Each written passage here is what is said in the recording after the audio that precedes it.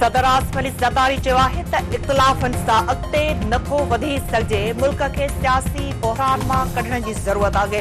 हाणे विञाइण लाइ वक़्तु न आहे। सभिनी खे गॾु खणी हलणो आहे। गॾिजी अॻिते वधण सां जमहूरियत मज़बूत थींदी। चैलेंजिस खे मुंहुं ॾियण लाइ दानिशमंदी ऐं पुख़्तगी जो मुज़ाहिरो करणो पवंदो।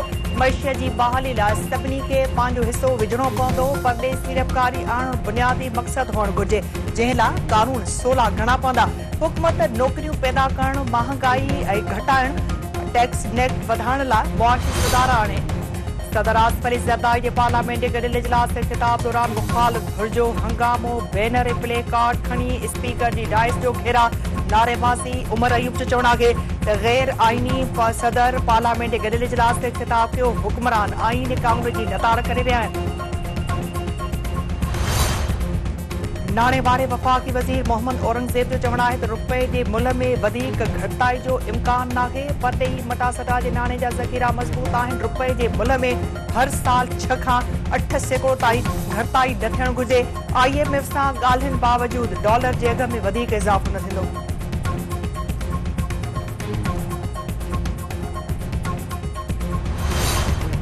बलोचिस्तान में मुसलसल बरसात सबब हर पासे तबाही जा मंज़र। ग्वादर, केच, आवरान ऐं खरनाई में तेज़ बरसात। मुसलसल बसकारे सबब ग्वादर जो कराची सां राब्तो। काटा ठपा किरण सबब बिजली बंदि। केतिरा ई कचा घर टही पट।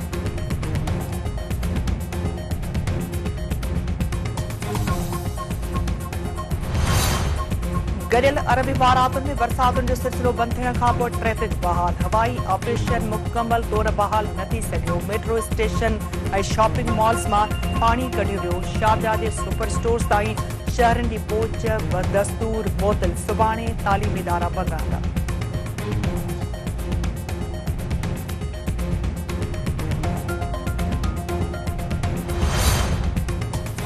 डेरा इस्माइल खान में हथियारबंदनि जी फायरिंग। कस्टम जे चइनि एहलकारनि समेत 6 ॼणा शहीद।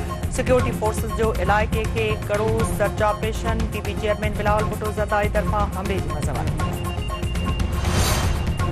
कराची समेत समूरी सिंध में मंशियात विकिरो कंदड़नि ख़िलाफ़ क्रैकडाउन तेज़। मुख़्तलिफ़ ज़िलनि मां 26 मंशियात फरोश गिरफ़्तार। 18 किलो चर्स, 1 किलो आइस गुटको ऐं ॿी मंशियात हथ। शर्जील बेमन जो चवणु आहे त एक्साइज़ ऐं पुलिस जे एहलकार मंशियात ख़िलाफ़ दिलि सां कमु करे रहिया आहिनि। मंशियात स्मगलिंग ऐं ॿिया ॾोह कंदड़नि खे कानून जे कटड़े में आंदो वेंदो।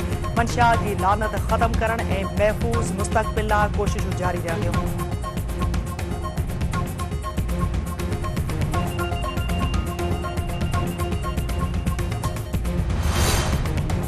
कश्मीर ज़िले में अगवा जूं वारदातूं रुकिजी न सघियूं। वधीक 5 ॼणा अगवा हथियारबंद भोजपुर वेझो उगाड़ीअ लाइ वियल।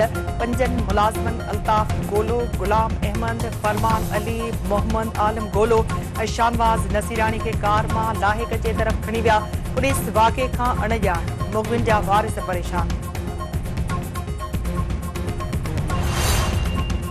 शिकारपुर ऐं कश्मीर ज़िलनि में धाड़ियलनि ख़िलाफ़ ऑपरेशन। धाड़ियलनि जे केतिरनि ई थाकनि खे बाहि। केतिरा ई शकी जवाबदार गिरफ़्तार। पुलिस जो चवणु आहे त अमन अमान क़ाइमु करणु ऐं मुग़विन जी बाज़ियाबी ताईं ऑपरेशन जारी रहंदो।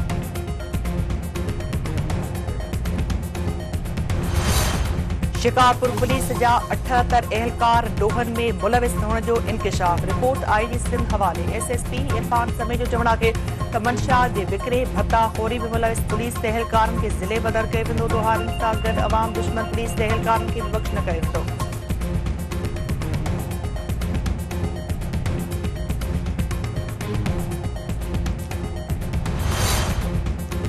तंगवाणी वेझो डेरा सकी थाणे जी हद मां 1 ॼणो अगवा। हथियारबंद अनीस बिरोहीअ खे अगवा करे विया। पुलिस जी दावान बावजूदि अगवा लूट जो सिलसिलो बंदि न थी सघियो।